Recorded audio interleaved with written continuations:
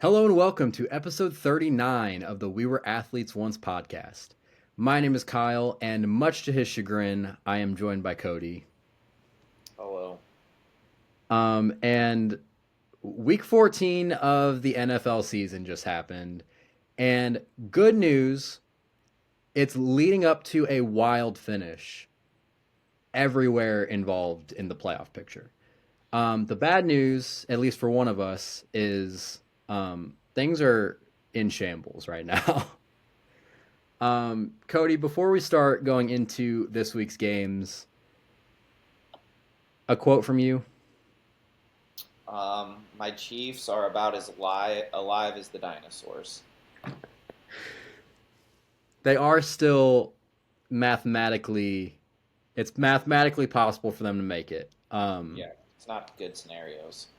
Yeah, there are a lot of surprises that are happening this season, and we're going to get into those too. But yeah, there's a lot of meaningful football that's going to be happening over the next few weeks. There's a lot of teams in playoff races that maybe we didn't expect to be. A lot of teams that we expected to be dominating and like guaranteeing to be in the playoffs that are either fighting for their spot in the playoffs or are going to miss the playoffs completely. We obviously just talked about one, and we're going to get a little bit more into that later. But there's quite a few.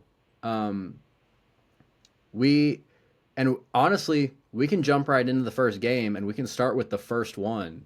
The Cowboys and the Lions played on Thursday night, and the Lions are currently, I believe, the first team out of the playoffs. Yes, And that's a little bit surprising, I think, to us because we both had the Lions making it to the Super Bowl at least. I had them Um, winning. yeah, you had them winning. I can't remember if I had them winning or not, but they did end up winning against the Dallas Cowboys, who are also currently fighting for a playoff spot. They're done. Yeah, they're currently 6-6-1, so that definitely hurt their chances. Uh, I mean, Dak Prescott, he threw the ball a lot, but only ended up getting in the end zone once, threw two interceptions. They didn't have a whole lot going in the rushing game. It was bad. Uh, I mean, CeeDee Lamb was CeeDee Lamb in this game. Ryan Flournoy, I Something. I don't remember how to pronounce his name, but over the past few weeks, he has really been proving that he is deserving of being that third receiver in that group with CeeDee Lamb and George Pickens. Um, Good game. yeah, he had a 9 for 115 yards and a touchdown.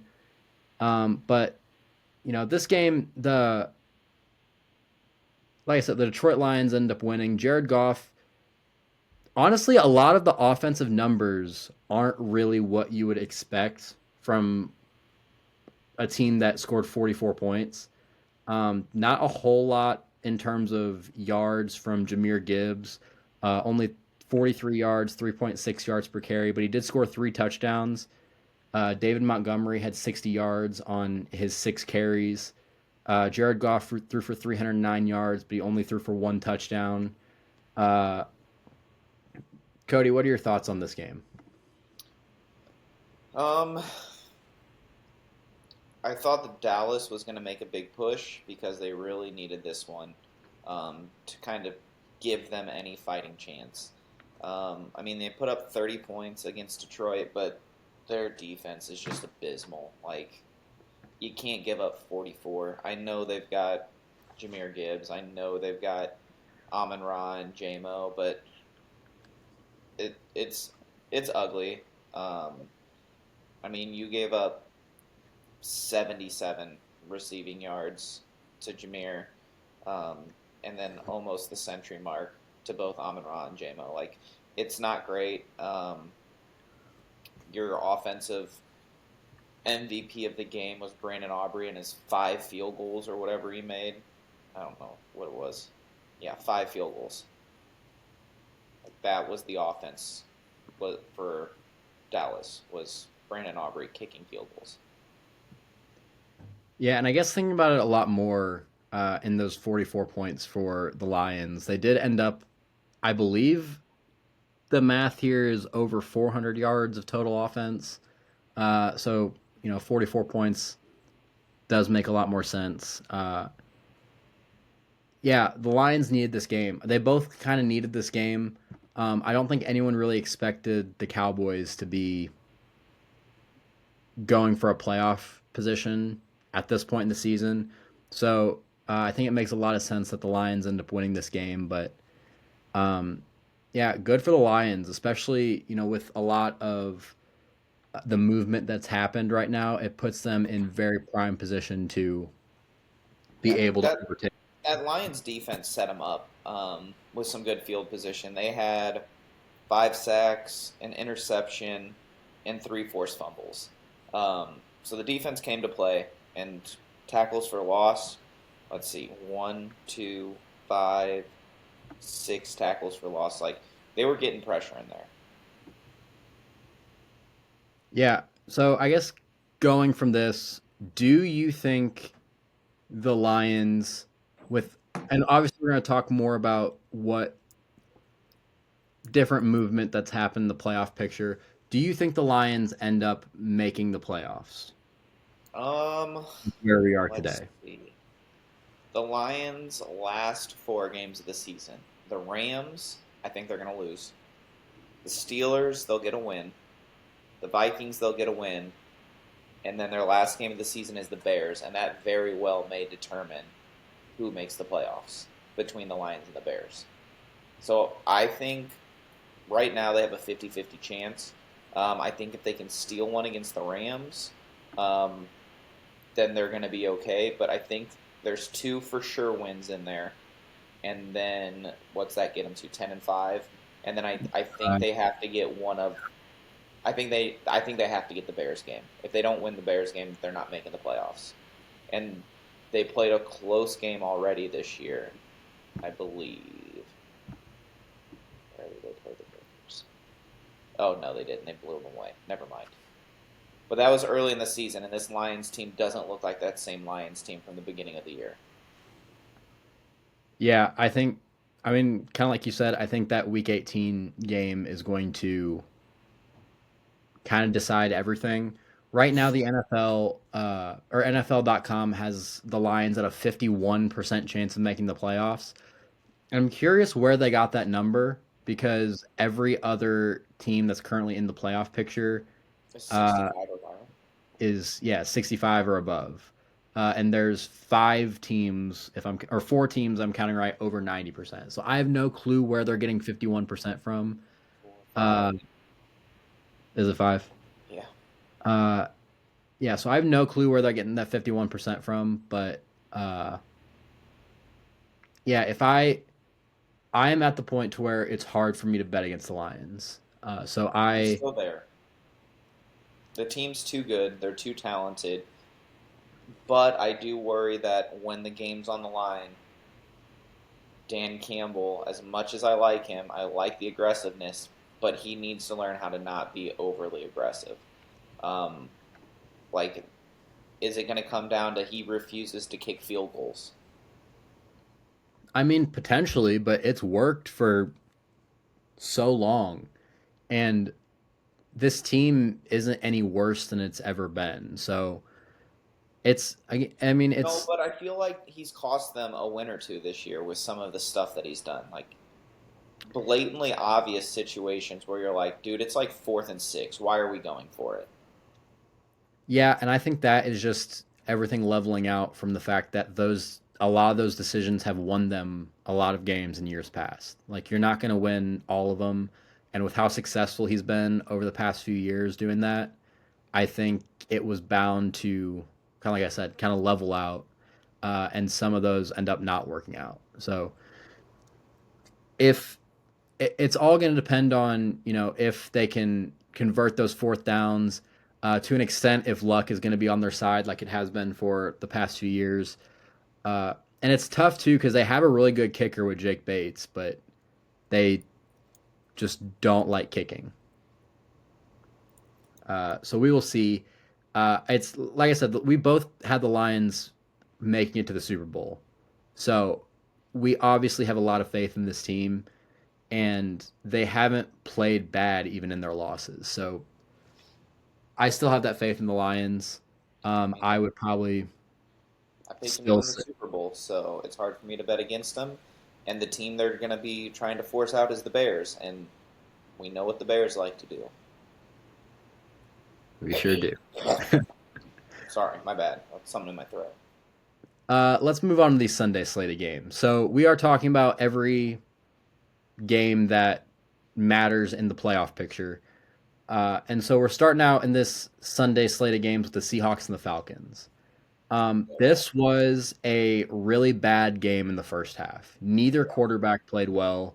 Um, at the end of the first half, the score was 6-6, and then in the start of the second half, Rashid Shaheed returned the opening kickoff for a touchdown, and that kind of opened the floodgates. Sam Darnold, like I said, he was really bad in the first half, but he ended up, you know, turning it around a little bit. Threw for 250, three touchdowns and one interception. Uh, they, I mean, no one really ran the ball all that much for the Seahawks, but for the I most wish part, they they were would. efficient. Everyone except for Kenneth Walker had 6+ yards per carry. Uh, Valus Jones in there with 8 per carry, 32 yards on 4 carries. Jackson Smith and Jigba, 7 for 92 and two touchdowns. Rashid Shaheed, 4 catches, 67 yards.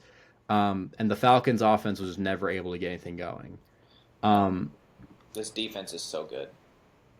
the Seahawks right now are 10-3, and they're the 5 seed. So Um, good. but they're currently second in scoring offense in the NFL, and they're also second in scoring defense in the NFL. Yeah. I mean, Nick Emanwari had himself a game. Um, 6 total tackles, 2 tackles for loss, a sack, an interception, a pass deflection, and a block field goal. Dude was on fire. We knew he was a freak athlete, and he's been playing all over the field, and it's fun to watch him just fly around. So, um, between him, I mean, Von Witherspoon's fun to watch. Love watching him play. This defense is just dang good. Yeah, I mean it's their defense. Their offense has been really good. Although again, I still They got to account figure out for running. JSN. They need to figure out. So their running attack for the most part seems to be fairly successful, but Getting in the end zone. it's yeah they're not really getting in the end zone, and they're still kind of struggling with the dynamic of who is getting the ball when. My fantasy team would greatly appreciate if they gave Kenneth Walker the ball more. I mean, he was their had the most rushing attempts on the team And he and sucked. turned into 2.9 yards per carry. Yeah, it was a rough day on my fantasy team. um, but yeah, I think I this is a team that a couple weeks ago I said was probably the best team in the NFC. And even though they're currently the 5 seed, they are currently tied with the Rams, who are the 1 seed right now. So much like the Lions and the Bears deciding who's going to get in the playoffs, I think that last game between the Seahawks and Rams are going to decide who the 1 seed in the NFC is. I And agree. They've already played an awesome game, like 21-19 or something. and Um, they win that game if Sam Darnold doesn't turn the ball over 4 times or 3 times or whatever it yeah. was.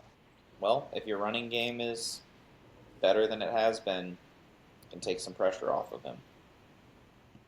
And I give a lot of credit to the Rams for how good they are. Like we both are currently on board with Matthew Stafford most likely going to be winning the MVP this year. Whether you, I mean, what on board in terms of you think He that's what's will going win it. Yeah, he will to, win it. but I still think I probably put my money on the Seahawks being that number 1 seed. I don't know if they necessarily turn it into winning the Super Bowl because there's not a whole lot of experience on this team, which I do think matters in the playoffs. But this is a really good team. This is nothing has changed in terms of my my view on them being the best team. And like I said, they're currently second in scoring offense, second in scoring defense. I think that plays a big. I mean, that shows that I feel like I made the right decision. Yeah, I'm just looking at their schedules, and the Seahawks got the Colts, which who knows who's going to be at quarterback. Um, but they've got the Rams, the Panthers, and the 49ers. Tough schedule. Um, whereas the Rams have. Why did my schedule not change? There we go. The Lions, the Seahawks, the Falcons, and the Cardinals. Those last two are gimme wins. So I do think it's going to come down to that game against Seattle.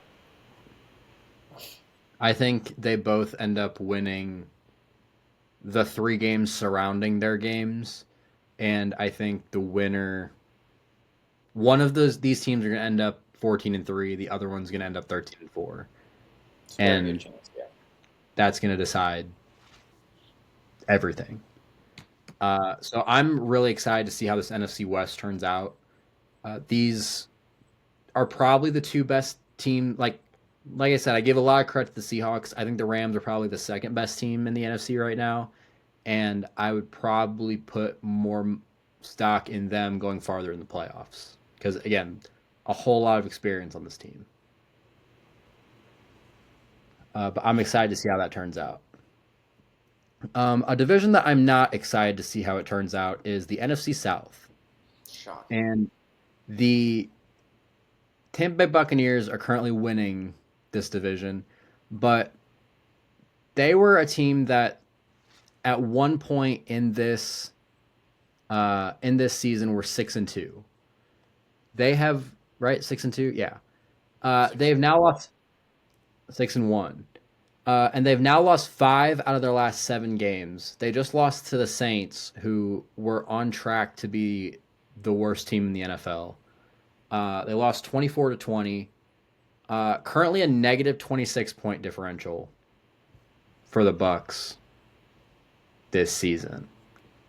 Um, and their stranglehold on the NFC South is quickly slipping away. On. Uh, yeah, obviously they're the 4 seed because they're a division winner right now, but they're tied with the Panthers, who are out of the division lead. Um,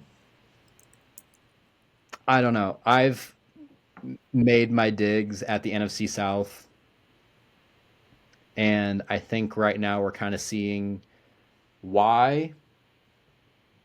I don't know. What are your thoughts on this game?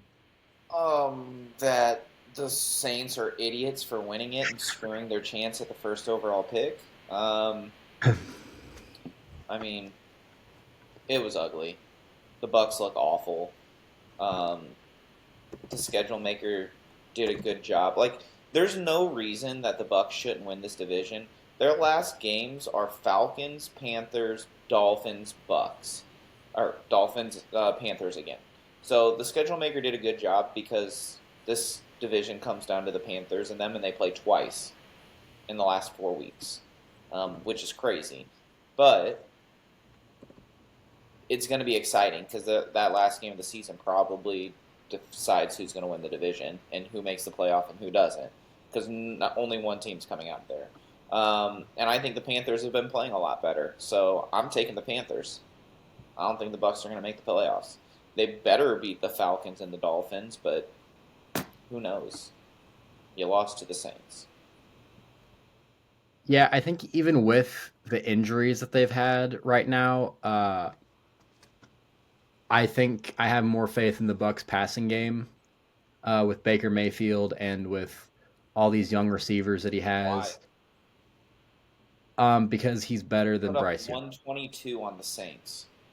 Yeah, it hasn't been a good game, or it wasn't a good game, but he is better than Bryce Young, and I think he has better I weapons don't than know that Bryce he Young. is.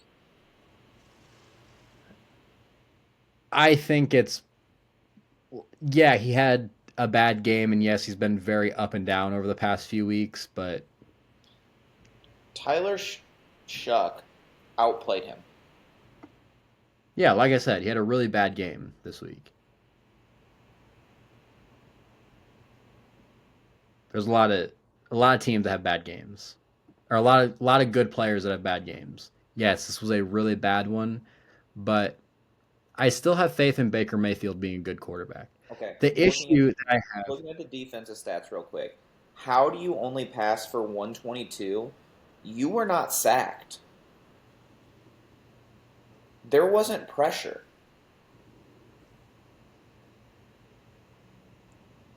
I can't get behind it. This is not the same Baker from the beginning of the season. He looks awful. yeah, I Don't mean, have like faith in him. like I said, Not since week 3. he's always been a very up and down quarterback. Uh, but he's had a lot more ups than Bryce Young has had. I think Uh, Bryce Young's looking I good think his right now. I think his I think weapons are a lot better, solid. and something that I think will make a big difference is, again, it didn't make a huge difference this week, but Bucky Irving is back, and I think that's going to improve this offense at some point once he starts getting a little bit more, a little bit better on his feet again after this injury, after being back for a few You weeks. got Bucky And Irving back and you got Chris Godwin back, and it still didn't matter. yeah, and I think looking on the Panthers side though, Rico Dowdle has been their best running back this season, and it seems like something happened last week that Dave Canales seems to prefer to go back to Chuba Hubbard. Chuba Hubbard had a good game. He did, You but got two running backs playing excellent right now. yeah, their offense has definitely moved a lot better though when Rico has been their lead back. Uh, I appreciate Chuba being back in because Chuba's on my fantasy team, but that could be something that costs them having their better running back take a back seat. Because as recently as 2 weeks ago, I believe Rico Dowdle was still top five in the NFL in rushing yards, and that's after not playing hardly at all the first 3 or 4 weeks. The only downside for Carolina is one of their last few games is against Seattle. So unless they can shock them, they have to win both of the games against the Bucks, I think. Because they're gonna beat the Saints. So that gets you one. If you lose the Seahawks, you're down one. And then your other two are against the Bucks. You need to get both of those. Because if you Yeah, split which those, I think the I don't know what the tiebreaker scenario is, um, but if you split those, if it I think it's holds, point differential, is it not? I don't know Which I because think if the it is, Panthers might be better. well, why are they? They can't be because the Panthers are 7-6 and the Bucks are 7-6. So the Bucks have to have the tiebreaker right now. Well, the first tiebreakers head to head, I believe, They which haven't played that each other. exactly, and that would be if I'm talking about if they split their last two games. I Yeah, believe the second tiebreaker is point differential, which I think the Panthers might end up having the. I mean, I guess they don't right now, but I believe the Bucks have a negative. I don't know if the stat that I found was in the past 7 games or this season, but the stat that I have is the Bucks point differential is -26 right now. no, the second tiebreaker is the best win-loss tie percentage in games played within the division. So it's Okay, so that's division. well. I mean, the Panthers still have 3 games left to go in their Well, division. yeah, and with the Bucks losing to the Saints, like that could be the difference It could, but right now they're still because the in the lead. So it's the Panthers still have to play the Saints. yeah, it's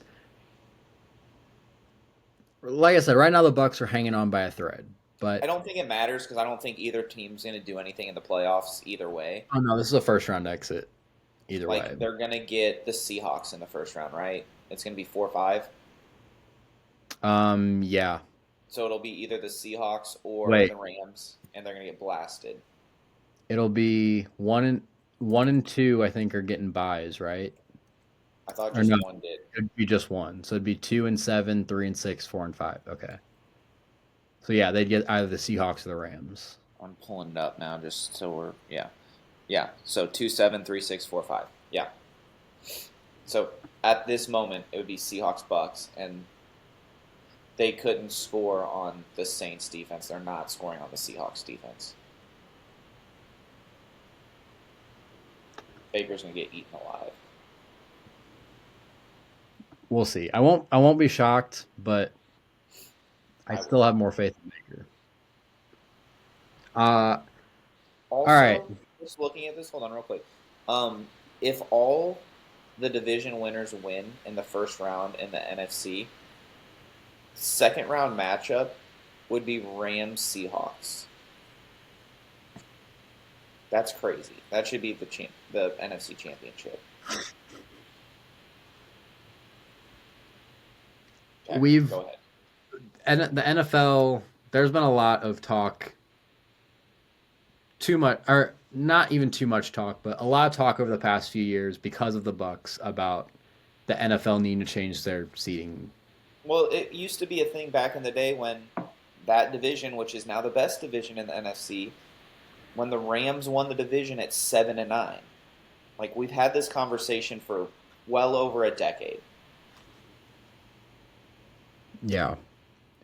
I don't know if there's a good answer to that though, There because I is. do think you need to be rewarded for winning your division, No, I but I think don't the know. answer is you automatically get in if you win your division, but it's based on record for the standings. So you get in as the worst team, you shouldn't get the 4 seed, you should get the 7 seed. You get in no matter what, even if there's teams better than you. You get in because you won the division, but you should be the lowest seed if you are the worst overall record. Yeah, I don't think that's ever going to happen though, It won't. because that's how they do it in So every sport. Is the division winners get the higher seeds. But let's move on to the situation going on in the AFC South right now. So the Colts and Jaguars, uh, I think that they situation's over. they played on Sunday, and the Jacksonville Jaguars won this game 36-19. Now in the second quarter, the score was 21-7 Jags, and Daniel Jones, who was already dealing with an injury, uh, ended up tearing his Achilles. So he is out for the season. So right now the Colts have their starting quarterback Daniel Jones out for the year. Their backup quarterback Anthony Richardson currently on IR with a broken orbital bone, and their third string quarterback who was playing last week, Riley Leonard, he has a knee injury.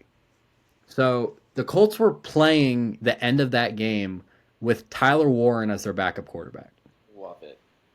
Um, it's not a good situation for them. Right now, they have Brent Rippon on their practice squad, who I Oh think no.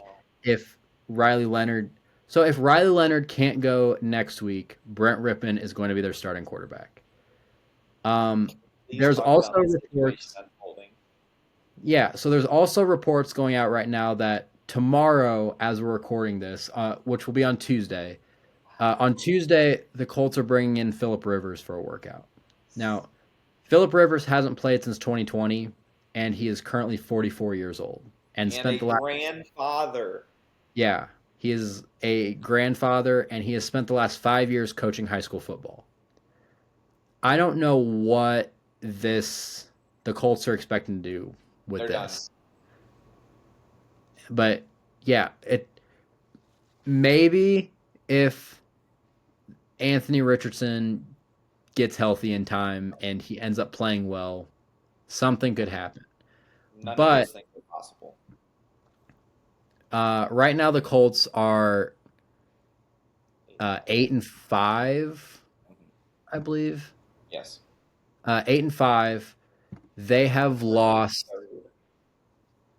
Yeah, they're currently third in their division. They're the first team out of the playoffs. They've lost four of their last 5 games. Meanwhile, On the other side of things, the Jacksonville Jaguars have won 5 out of their last 6 games. And ever since their bye, they've averaged 30 points per game.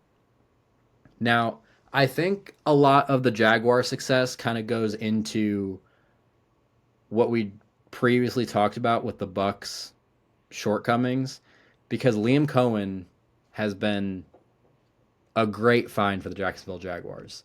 And meanwhile, Todd Bowles could very well be on his way out if there's this badly of an implosion with the Bucks. Uh, you kind of wonder what it would look like if they would have kept Liam Cohen and he would have ended up being their head coach. But the Jaguars, I mean, Trevor Lawrence has played really well. Their running game they've finally been able to figure that out even after Things look trading good. Tank Bigsby. Uh, and the Colts are in shambles right now. They're done. They're done. Um, Bring in Grandpa Rivers. I can't wait. It will make me so happy. He might die on the field though if he gets hit because he's 44 and a grandfather. I can't say that enough. It makes me so happy that this is what's happening. Um, They they have when one and only hope. Adam Schefter was reporting that prior to the game, prior to the Monday Night Football game today, the entire desk was just dying laughing. Dying. Um, Swaggy couldn't believe it. oh, I missed it, but I'm with them. Um, the Colts have one and only hope left to try and save their season, and that is Jonathan Taylor be the MVP. Like that's their only hope. Control the game by running the ball and controlling the clock, but they're it's not even going to be a stacked box. It's going to be 12 men in the box. Like the whole defense is just going to be sitting there waiting for Jonathan Taylor. Yeah, I You know, I don't know how you're 12 gonna. men is not on the field, I know, but Yeah, I don't know how you'd expect Jonathan Taylor to have any sort of success without you can't a quarterback. because he's a stud. Again, I think there's somewhat of a glimmer of hope if Anthony Richardson can go at some point. Can 'Cause they just I'm sign a quarterback who likes to run and run like an RPO read offense that's mobile, that can take the ball, like make it a college type of team? I don't know who you're expecting them to do that with. I don't know. I don't know Like who's available. Tyler Huntley. Go for it. It can't be worse than what we're going to put Brett Rippon in. That's going to save your season. You're going to sign Phillip Rivers to be your backup. Come on. I would rather have Tyler Huntley. He's a Pro Bowler. Don't no. Shut up. Next. Next. We're done with that. uh, Ravens Steelers. Speaking Steelers of end up winning Tyler this Huntley, game. Steelers end up winning this game 27-22. They improved to 7-6 on the season. The Ravens fall to 6-7. Now I don't know what is going on with Lamar Jackson. he's terrible. Uh, well, thank you, but I would like to figure out why. I Because he think was never that good. okay. When Uh, you force him to throw the ball, not that great. Sorry. yeah, I've said it for that's years. that is probably what it is the fact that Lamar has this obsession with. He's even said it himself, wanting to be more like Peyton Manning and wanting to Don't. be a pocket passing quarterback, and he's never been that. Because he's not good. You are fast and big. Run the ball. Cody is the biggest Lamar hater on the You're planet. right. I think he's so overrated. I don't think he's an elite passer to the level of Patrick Mahomes or Josh Barely a Allen good or passer. those guys. I mean he's a good passer. He is a at bare minimum a top 10 passer in the NFL. I don't And even know that's if I would go that far. he is at bare minimum. And Not bare minimum. with his ability to run, it makes him a top 5 quarterback in the NFL. The issue is you're taking away his ability to run right now. And he has looked significantly worse because of that.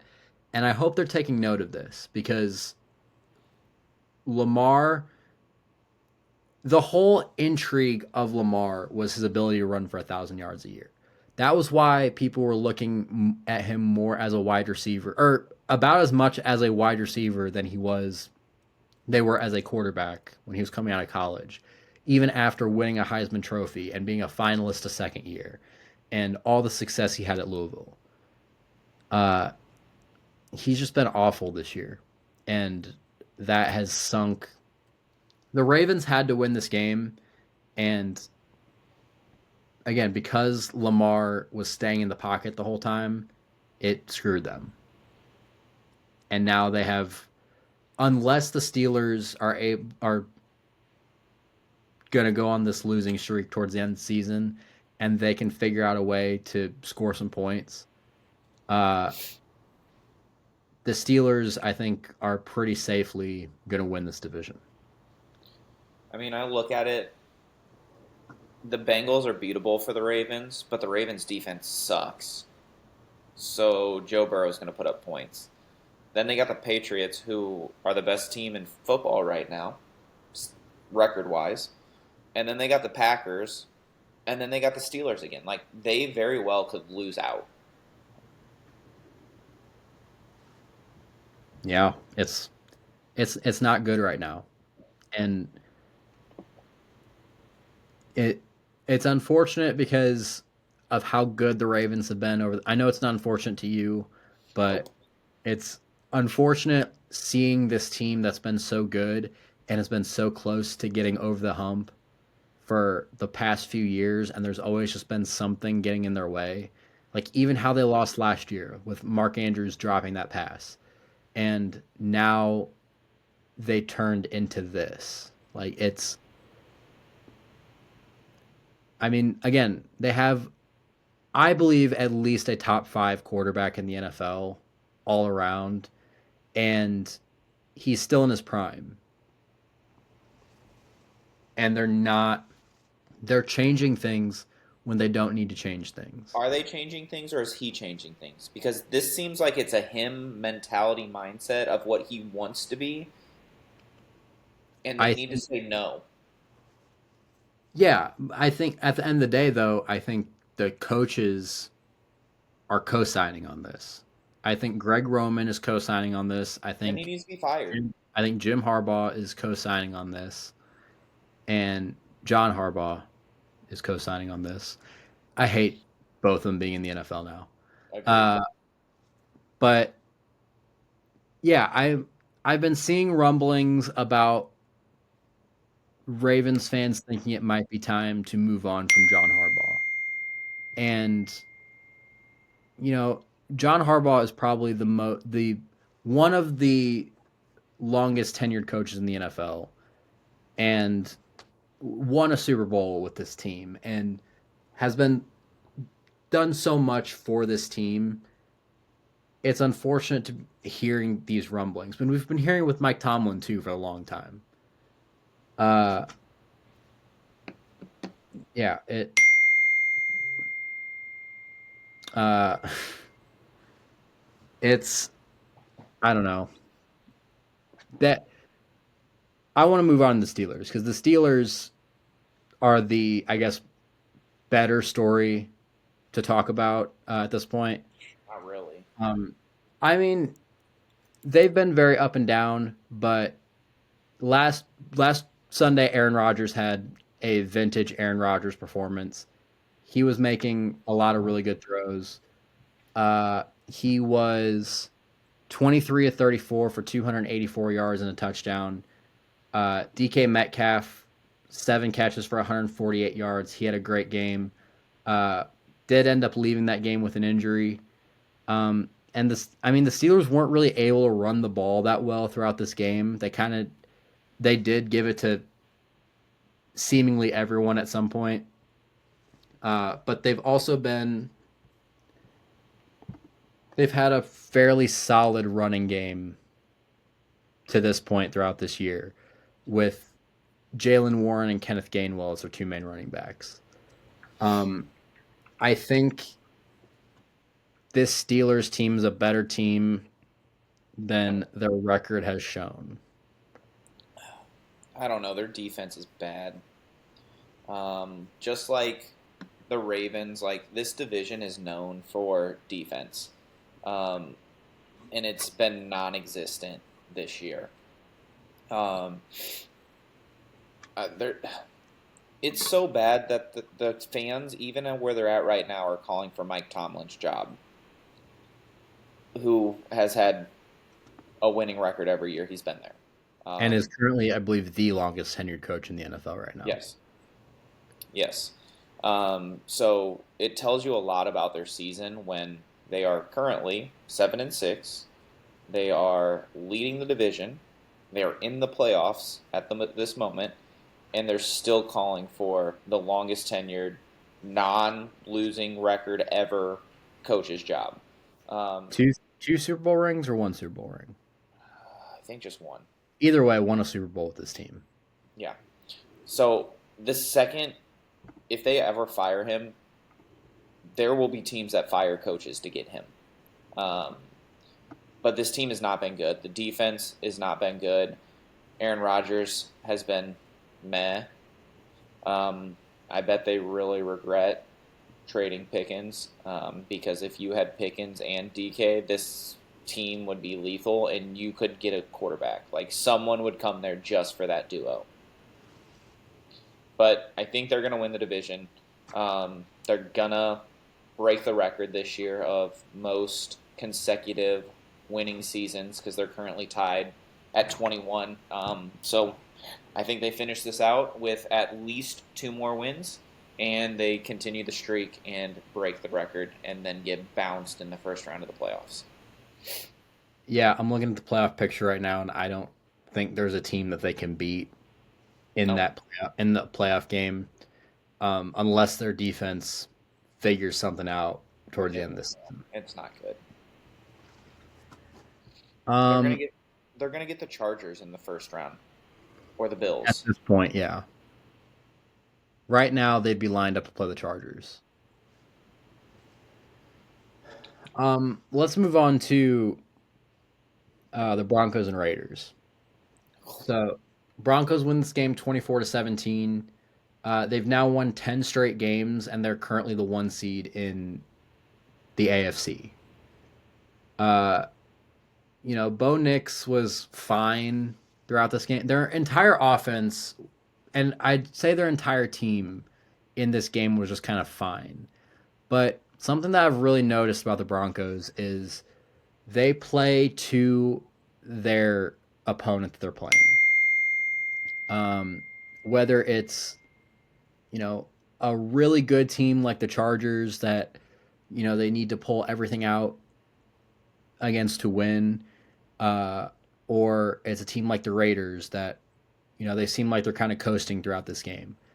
Uh, they've always just done enough, and I'd like to see them, you know,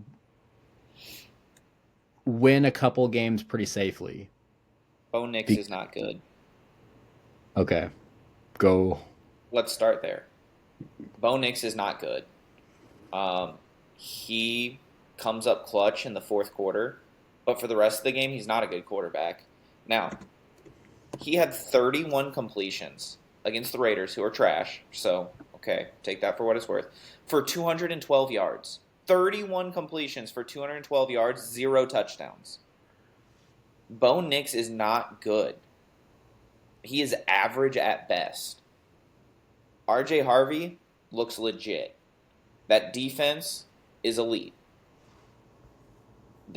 They're just not good. Like, they haven't played, like, they've won games, but every game they play, they win by 3 or 7. Like, they don't, like you said, they play down or up to teams.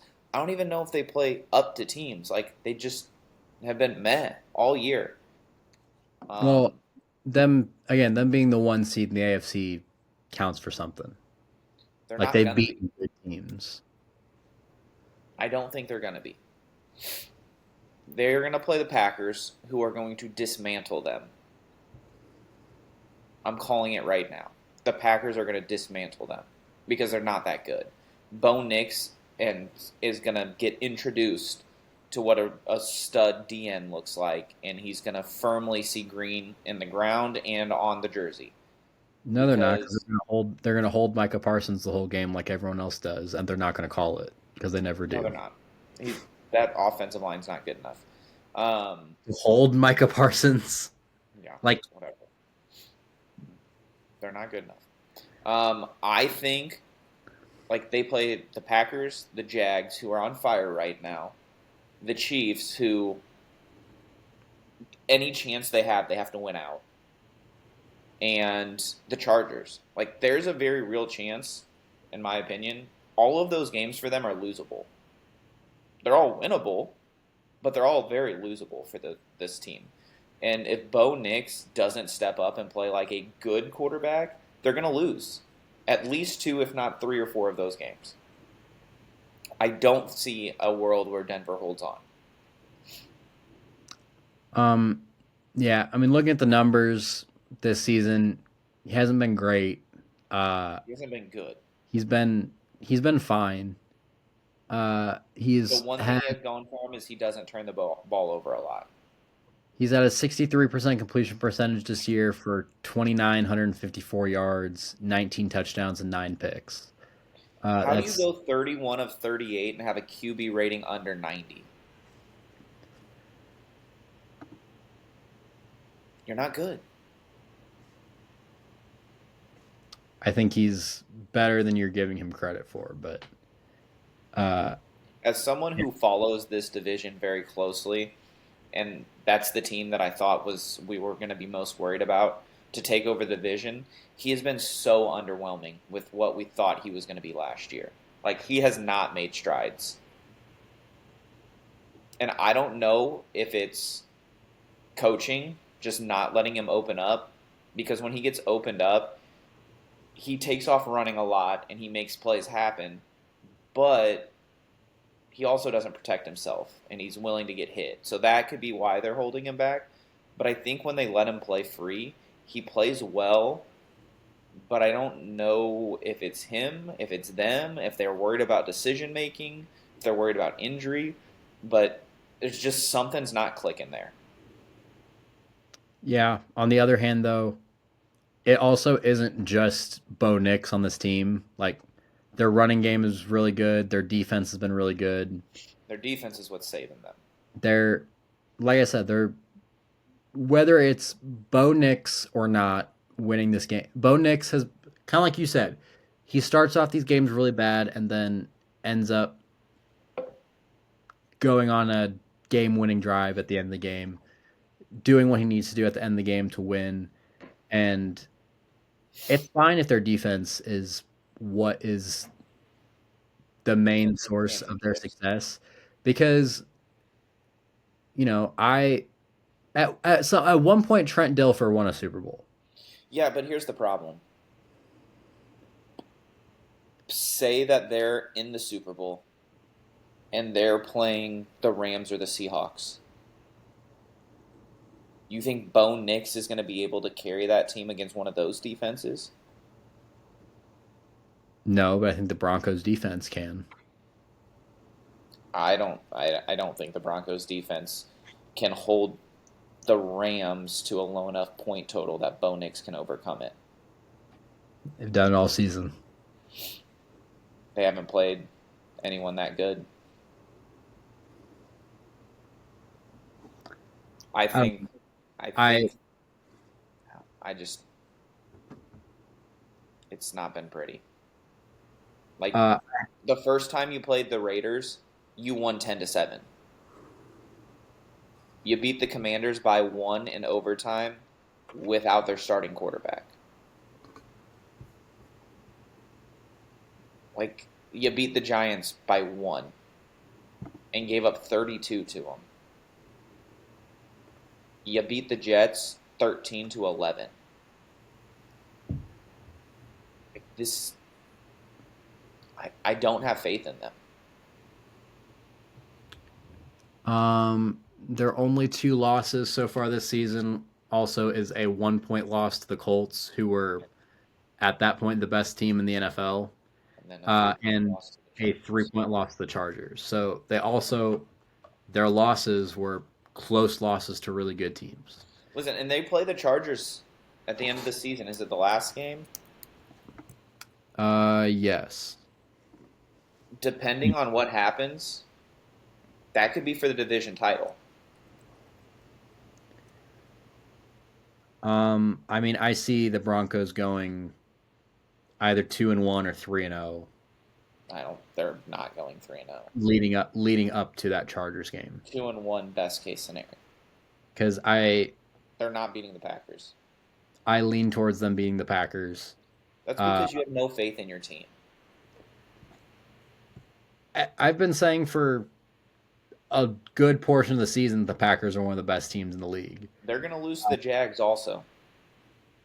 The Jags are the one game that I'm The questioning. Packers and the Jags are both going to beat I them. think I think they probably beat the Packers. I think they beat the Chiefs, and at that point, I think they'll probably have the division locked up. I think there's a very real chance the Chargers win this division.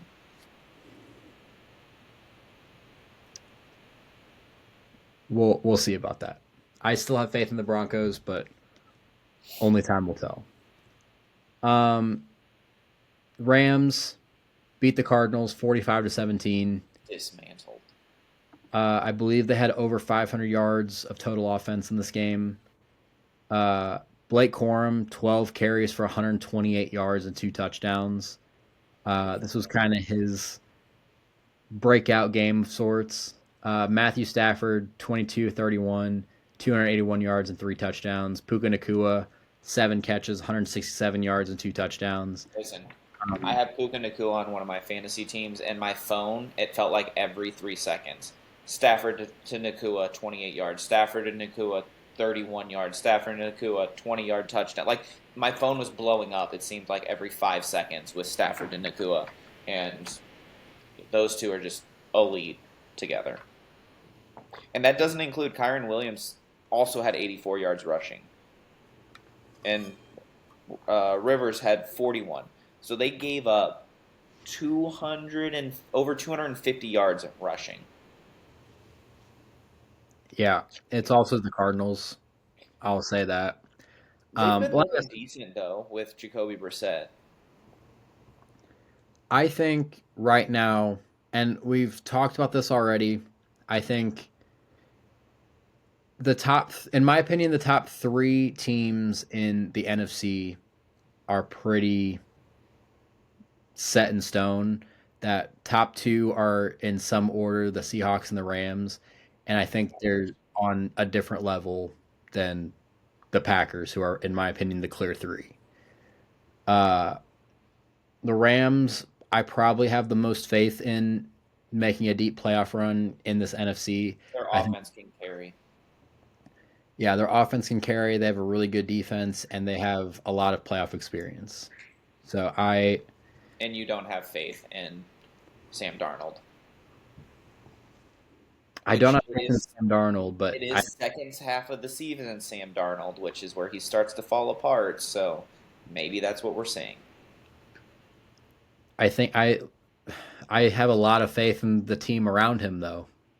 Yeah, I Um, know you love I JSN just as much as anybody. Yeah, I still lean towards the Seahawks being the best team in the NFL right now, but it's tight. I think that's about all we need to say about a Yeah, we don't need Rams to see Cardinals. anything. Um, MVP Harrison Mevis. The MIZ. Thicka Kicker. All right, let's talk about this Packers and Bears game. So the Bears ended up going into this game as the number one seed in the NFC. They lost this game 28-21 to the Packers, who were going into this as I believe the six or seven seed. And after this game, the Packers moved from I believe from the 6 to the 2, and the Bears dropped from the 1 to the 7. The Bears looked absolutely awful in the first half of this game, So did the and Packers. the Packers looked, in my opinion, pretty significantly better than the Bears in the first half. Well, I mean, it But was hard to look worse. but the Bears looked really good in the second half. They brought it to the point where uh, Tied in with the 8 minutes left. yeah, in the last little bit of that game, if Caleb Williams throws that ball to Colson Loveland about a foot and a half higher, 2 feet higher, something like that, we're talking about the Bears going for a 2 point conversion to win this game. Uh, but I we talked about this a little bit with the Lions, and we talked about this last football episode we did where there's a big if still, even as the 1 seed, if the Bears were going to make the playoffs. And right now they have a game edge on the Lions, and They have to play still. yeah, who they have to play still. And I think we both agree the Lions are probably the better I'm team. taking the Lions. Yeah, especially looking at their last 4 games. I will say 3 of them are at home, It helps. but they play the Browns, the Packers, the 49ers on the road, and ending with the Lions. That's tough. They're not making it. Yeah, I think this is a big step forward Oh, 100%. for the Bears. Like this is about the kind of season that people expected from the Bears, maybe even a little bit better. I think their defense needs a lot of help. I think they need another pass rusher. I think they need more help in the secondary. They could probably do with another linebacker too. Um, their defense needs a lot of work, but Caleb Williams did take a really big step forward this Yes, year. Ben Johnson did wonders. Yeah, Colston Loveland is the more he got involved in that offense as the year went on, the better that offense looked. They actually have a really good top 3 receivers right now with DJ Moore, Roma Dunze, and Luther Burden. And Uh, that doesn't include Colston Loveland and Cole Kmet, who are both good options. yeah, they have a really strong running back group right now with DeAndre Swift and Kyle Monangai. I still think they need to work on their offensive line a little bit too, but it's been good enough to where this Bears team's had a lot of success. the Bears, the Bears, and the entire NFC North are going to be a problem for the next Everybody. for a while. I mean, right now um, it looks like there's really two divisions in the NFC that are just going to dominate everything, right? Yeah, NFC North and the NFC West. Yeah, they're going to do damage. Um, Everyone else, I guess it's just the South and the East, which is crazy to think about because that includes a team we haven't talked about yet that we will, the Eagles. Like we're not even talking about them. Yeah, I think the Eagles are still like obviously we'll get to them with their performance that they had today, but I still think they're a fine team. They're not Super Bowl caliber right now. Oh, they Um, don't look good. the Cowboys are, I believe, going to be on the come up really quickly. I They think I need have a lot more defense faith. I think I have a lot more faith in them right now than I did secondary. weeks ago. They need more secondary. They need another edge rusher. They need, They need some O line and a running back. they need help, but they also have a little bit more draft capital and Jerry doesn't know what he's doing, but No, he he does not. I do think some of these trades that they made did put them in a better position.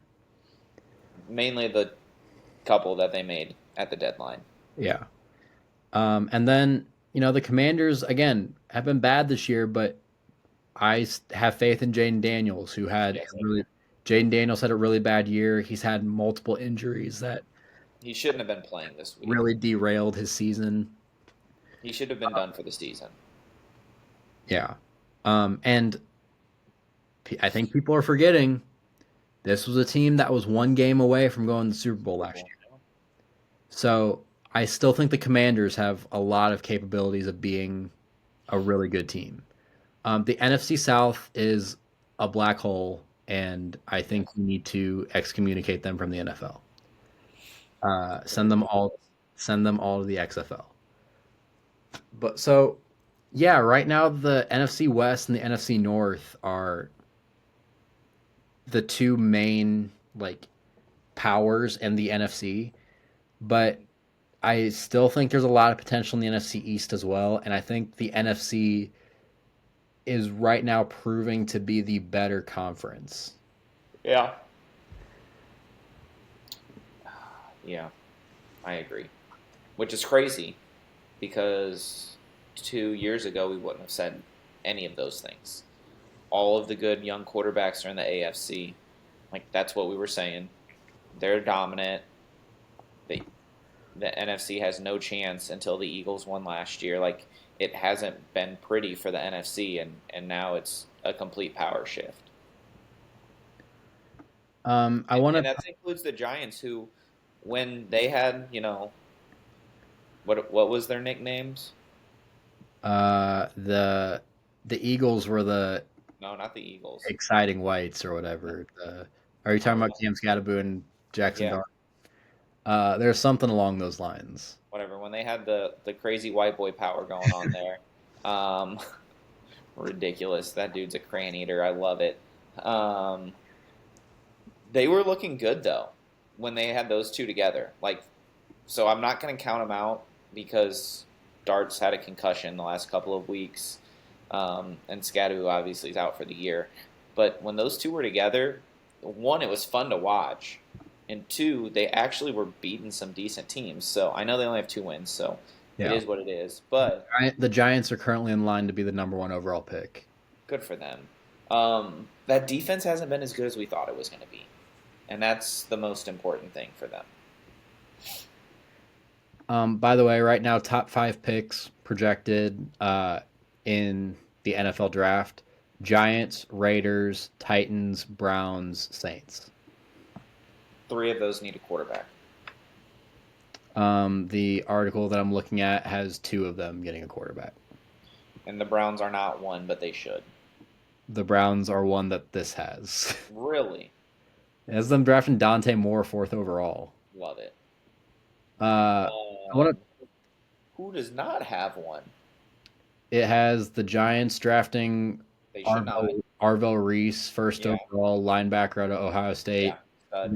Raiders getting Fernando Mendoza. Okay, as they should. Titans getting Carnell Tate, Okay, fair. wide receiver from Ohio State. Browns getting Dante Moore, Okay, and as they should. Saints getting Peter Woods out of Clemson. Why are the Saints? D line. Okay, okay. If they're like, hey, we're gonna suck for a few more years, this is not the class to take the third quarterback. That's fine. I'll live with that. Yeah, I'm fine with it. I do want going back to this game though. I do want to talk about the Packers. Jordan Love Threw had a a stupid interception. he had a really good game. Like yes, he threw a bad interception that was Right to the other team with no one around. yeah he had. I mean, it's not that there was no one around. It was that He threw a Jordan Love interception. he underthrew the ball. But I like 8 yards. this offense is going to be very good down the stretch. As Uh, long as Josh Jacobs can keep running the ball effectively like he has. yeah, Josh Jacobs, 20 carries for 86 yards, so almost 4.5 yards per carry with a touchdown. Outside that interception, he threw for 230 yards and three touchdowns. They have a legit 1-2 right now in that wide receiver room. Christian Watson, Everyone's healthy. yeah, everyone's healthy. Christian Watson looks like a number Looks one good. wide receiver right now. They've just got Jaden Reed back from injury. Uh, right now, Tucker Kraft is out for the season, but Luke Musgrave has stepped up Looks really really well. good. They have an entire tight end group that has been Well, and performing. Romeo Dobbs has been great while everyone was out. Yeah, and this game somehow him and Matthew Golden and Dontavian Wicks all had 0 catches in this game. Dontavian Wicks didn't even get a target in this game. That's crazy. I'm Uh, glad Dobbs was on my bench. this is the first time, as a Packers fan, this is the first time that I feel.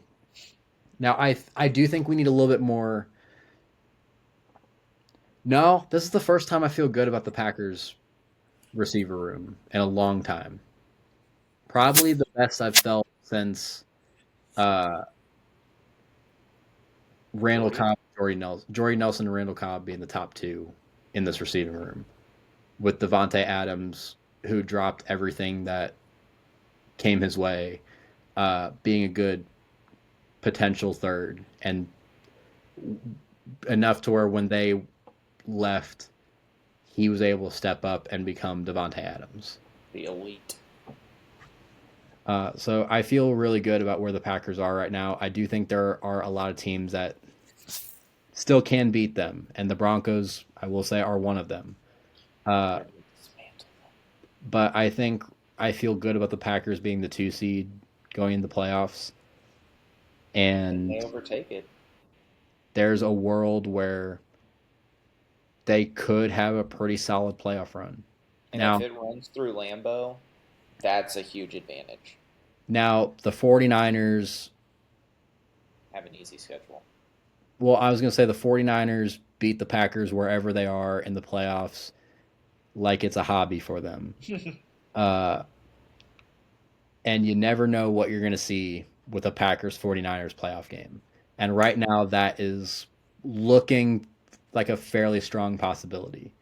They're currently projected to play the Bears, but I won't be surprised if the Lions end up somehow finding their way to the 6 seed and we're playing the 49ers again.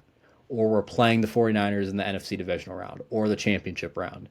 And that's the 49ers are the team that I'm most scared of just because we can't beat them. I don't feel scared about the Rams because we have really good success in the playoffs against them. Seahawks, I'm kind of scared about. It's not we never lose to the best teams. We lose to the same teams over and over again, and we beat the same teams over and over again. If we're playing the Cowboys or the Rams, we win that playoff game, no matter how good they are. If we're playing the Seahawks or the 49ers, we lose that game no matter how bad they are. So that's how I'm feeling right now about the Packers. All right. 2 more primetime games to go. I know you have a lot to say about this one, about both of these. But first one, the Sunday night game, Texans beat the Chiefs. Uh, the Chiefs' offense looks awful. So bad. Patrick Mahomes looked bad. There was I don't know how many drops on the 72. passes that he looked good in. Their running game looks bad. Their offensive line is injured.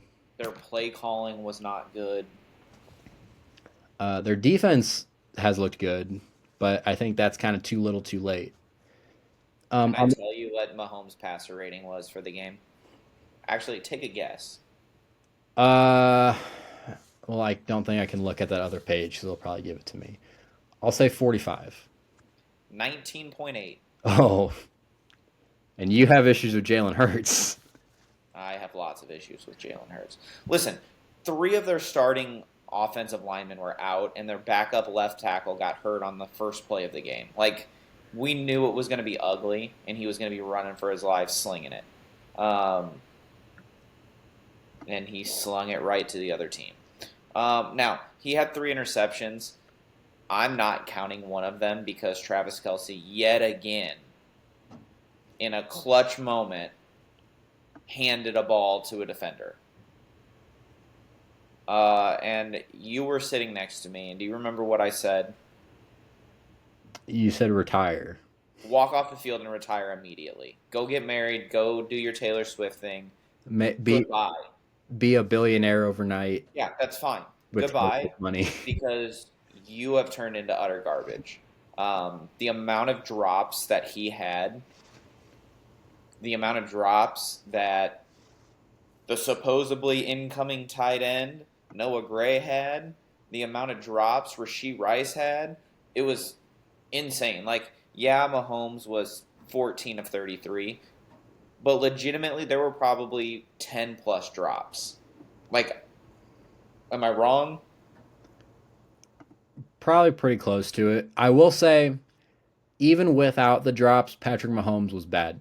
No, he wasn't good. But again, running for his life constantly with your starting right guards out, your starting right tackles out, your starting left tackles out, your starting left guards out, and then your backup left tackle is out. So you're 5 players deep of backups on your O line. Like, it's hard to do anything with that.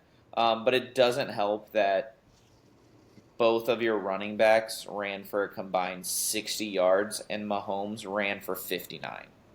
Like, this is like the 8th game that Mahomes was our leading rusher. It can't happen. Um, the defense played really well. They gave up 20 points and dumb play calling. Like, why are you going for it on 4th and 2 and throwing the ball on your own 30-yard line early? Like, that was stupid. Um, Harrison Butker is terrible again. Like, he has the most missed field goals in football. His time's up. Like, they got to figure something else out. And it sucks because that defense played really well. They gave up like 1 or 2 big plays. I remember McDuffie getting beat deep down the field, which not characteristic for him. Um, but it wasn't good on the offensive side of the ball. And I was worried about the defense in the secondary this year. And the defense is what's kept them in games, even after Rice and Worthy came back. They looked really good for 2 or 3 games, and then it fell apart. And I think it really is because they need a running game. That O line has to get figured out, and they have to draft a running back early. Like, it needs to happen. Now, I'm not saying first round pick, but if you're picking in the middle and Jeremiah Love's sitting there, it's going to be tempting to take him. And I am not for picking running backs in the first round. I don't like it. I hated when they took Clyde Edwards-Helaire. First of all, Jonathan Taylor was sitting there. Stupid. But I don't like it because I think you can get good value later in the draft. And they drafted Brashard Smith late in this last draft. He's more of a pass catcher. He's not going to be your 3-down type of guy. So I think you need to go get that bell cow. And I think there's a couple of really good ones in this draft if you're willing to take one in the first 2 rounds. But they're going to need some O-line help too. Their depth is non-existent. They still want more D-tackle help. Chris Jones ran around like a madman and caused problems. Just couldn't bring him down. C.J. Stroud looked okay in this game. Under 50% passing, but he had a touchdown, no interceptions, and that was the big thing. He held on to the ball. Woody Marks was only okay, but Nico Collins got free, and that was the biggest thing. Was you can't let that happen. But man, that offense it's hard to watch right now. The dynasty is done. The Yeah, playoffs are done. Now, not for good. Like, this is still a team with Patrick Mahomes at quarterback. Like, you get a couple of things, and you're right back there. But you got to figure out a tight end that's going to catch the ball. Like, is it Noah Gray? Is it Jared Wiley? Are you drafting a tight end? Are you bringing in somebody like maybe Evan Ingram? Because I don't remember what his deal is. Was it only a 1 year? I think so. Like, someone like that who can catch the ball. Because you've relied on this offense so much on Mahomes and Kelsey. Like, you need that tight end that can go up the seams. But here's the possible ways they make the playoffs. 2-year deal. 2-year deal, okay. Here's the way they make the playoffs. The only way they make the playoffs is if the Texans win only one more game. So they have to go 1-4 because you don't have the tiebreaker with them. You need the Colts to go 2-2 because you do own the tiebreaker on them, and you have to win out. You need you to win out, and you need one of those other 2 scenarios to happen, and I don't see either of those happening. The Chiefs are not making the playoffs, nor do they deserve to make the playoffs with the team and how it played this year. Yeah, I think the Chiefs are dead, uh, at least for this year. Like you said, Patrick Mahomes is here. This defense is great. They have a great wide receiver core, even if they had a couple drops this game. A lot. Um, I think Jeremiah Love would be a good pick for you guys. I think they need to do something about the offensive line injuries, which it's hard to control, but you got to do something. Uh, and yeah, figuring something out at tight end. It I was eight or do, nine drops. I do want to talk about the Texans because the Texans look dead for a long time this And season. now CJ Stroud's back, and they're in it, Yeah, they're currently the 7 seed. and they're gonna make The, the playoffs. the big thing that has been good about this Texans team is their defense has been great. Is Jalen elite. Petrie was everywhere in this game. Their whole defense, though, has been great over the past couple games. The issues that the Texans are going to deal with is this offense is CJ Stroud and Nico Collins, and that's it. Yeah, They don't really have a running game going. Woody Marks had 68 yards on 26 carries. Um, your offensive line is atrocious. yes, it You, is. Why you traded Laramie Tunsil makes no sense. you have some interesting young wide receivers playing behind Nico, but I mean, it's been CJ Stroud threw for 203 yards, 121 of them were to Nico Collins on 4 catches. Uh, I'm nervous for the Texans and this offense, but I mean, CJ Stroud, again, is a guy that I still have faith in. I just need to see more from his supporting cast. Yeah, he needs to trust Jalen Higgins and um, Noel. I can't think of his Jalen Noel. first name. Yeah, he's got to trust him more. They're good wide receivers. I really like Jaden Higgins a lot. Um, I think he needs to just show a little more faith and throw him the ball because they're good receivers. They're gonna make some plays. Yeah, but this Texans team is currently second in the division. They're currently the 7 seed, They're gonna and stay right there. there is they're only a game behind the Jaguars. So there's a possibility they could even be the winners of this division. I think they'll be seventh. I think so too, but it's a possibility. It is. And then we have the game we just got done watching. It was a Uh, crap show. the Eagles That's and the gonna be nice. Chargers. Yeah, it's probably the worst game I think I've seen all year. There was a play in this game where Jalen Hurts threw an interception. The defender for the Chargers fumbled the ball. Jalen Hurts recovered it, and then Jalen Hurts fumbled the ball, and the Chargers end up on top of it. -4 fantasy points in one play. Yeah. Jalen Hurts had 5 total turnovers in this game. He had 4 interceptions and a fumble. He had an interception in overtime that cost the Eagles this game. Now, granted, I do think at least one of these interceptions were on his receivers. One ball bounced off AJ Brown's hands and ended up being an interception. I believe the last one, I was just listening to it at that point, but I It got believe tipped. the last one was also. Yeah, it was a bad ball because it was about the 1 or 2 yard line. He needed to put the ball at the sideline to where only the receiver could get to it, and he left it up the middle. And Cam Hart tipped it, and Jefferson picked it off. Yeah, Technically, and Justin Herbert wasn't any better. He was 12. I mean, he was a little bit better, but he was 12-26. Only threw for 139 yards, threw for a touchdown, threw an interception, and like I said, he completed 12 passes for 139 yards. One of those completions alone went for 60 yards on a completion to Kamani Vidal. So not even one of his like actual pass catching So weapon. 11 of 78. Other than that, Yeah. Uh, Keenan Allen was 3 for 22. Amarian Hampton and Quentin Johnston both had 2 catches for 11 and 8 yards respectively. And outside of that, no one had multiple catches. combined passer rating of 90. Combined, it was a terrible game. And Jalen Hurts sucks. And I've said it for years that he's not good. And people call me crazy. Oh, he won a Super Bowl. No, Saquon Barkley and that defense won a Super Bowl. Jalen Hurts is not a good quarterback. Cool, you can tush push. He's going to be banned next year.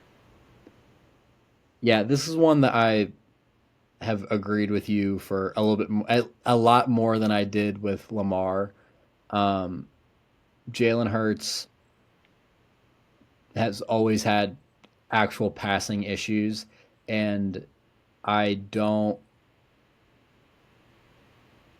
I don't know. I mean, he's a fine runner, but he's not even a guy that is like Lamar, where he's going to have 1,000 yard potential. His only real upside was on that tush push, which is based around like he's got strong legs, he's got a great offensive line in front of him, and he's got good running backs and tight ends that can push him through. His only reason he's a acceptable, I'm going to call it acceptable passer, is because he has A.J. Brown, Devontae Smith, and Dallas Goddard.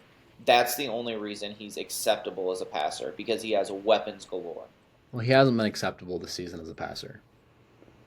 I mean, since I traded for A.J. Brown 3 weeks ago, he's thrown to A.J. Brown a lot, so we've been good with that.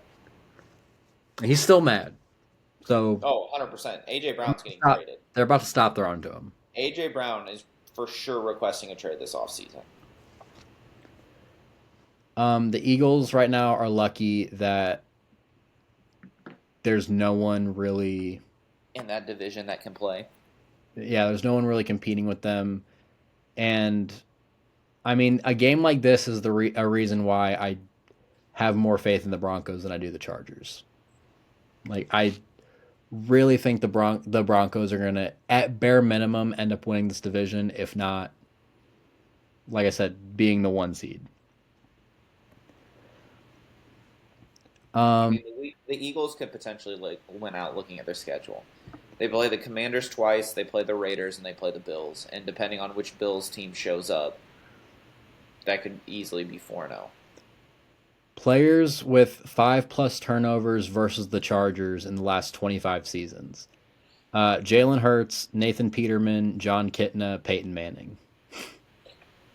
Was it Peyton Manning with the Broncos when he had. No, it was Peyton Manning with the Colts. In 2007, he had 6 turnovers in that game. John Kitna was also in 2007, and then Nathan Peterman had 5 interceptions in his first half he played in the NFL.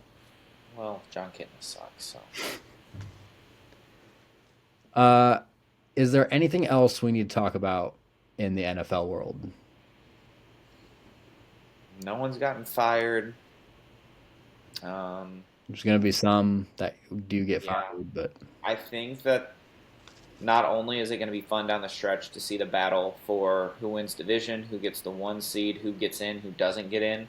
I think it's going to be a fun battle of the crap fest at the bottom of who's getting the first overall pick. Because right now, you've got the Titans at 2-11, the Raiders at 2-11, the Browns and the Jets at 3-10, and that's just in the AFC. And in the NFC, you've got the Giants at 2-11, the Commanders, Saints, Cardinals, all at 3-10. So you've got 1, 2, 3, 4, 5, 6, 7, 8 teams at 3-10 or worse. yeah, That's like crazy. like I said, the top of the draft is Giants, Raiders. At this moment, Giants, Raiders, Titans, Browns, Saints, top five, and then 6 through 10 is Commanders, Jets, Cardinals, Rams by way of the Falcons, and the Bengals. The Chiefs are 13. Um, all 14. Also, this draft, you know who they have their first round pick, or this article that I'm reading You know who they have their first round pick being? The Chiefs, Yep. Jeremiah Love. Nope. Position. You're not gonna like it. They have it as tight end. Which tight end? They have Oregon tight end Kenyon Sadiq, Okay, Kenyon Sadiq is nasty, but but a I'm tight end not in taking first round. I'm not taking a first end tight end or first round tight end. 52nd ranked player in this draft. I like a first round running back better than a first round tight end. Is Jeremiah Love picked before this? I don't believe so. Then no. Um,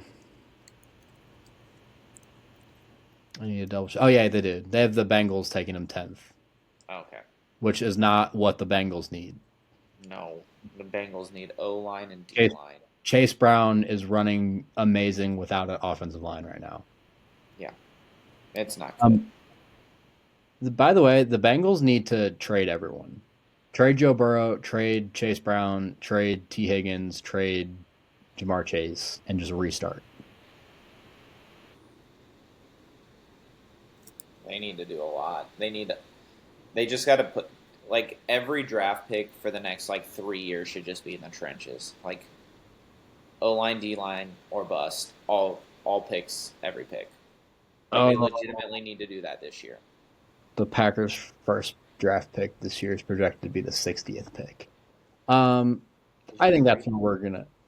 Yeah, we trade our first round pick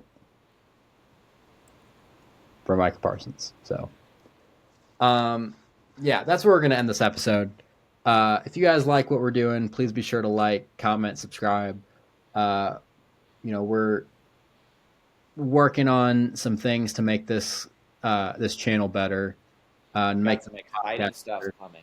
Yeah, so stick around for that. Uh, if you're watching on uh, what are those called? Apple Podcasts and Spotify.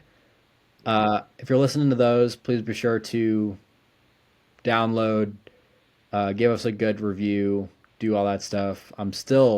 I need to be more versed in these other streaming sites, but do all the things over there.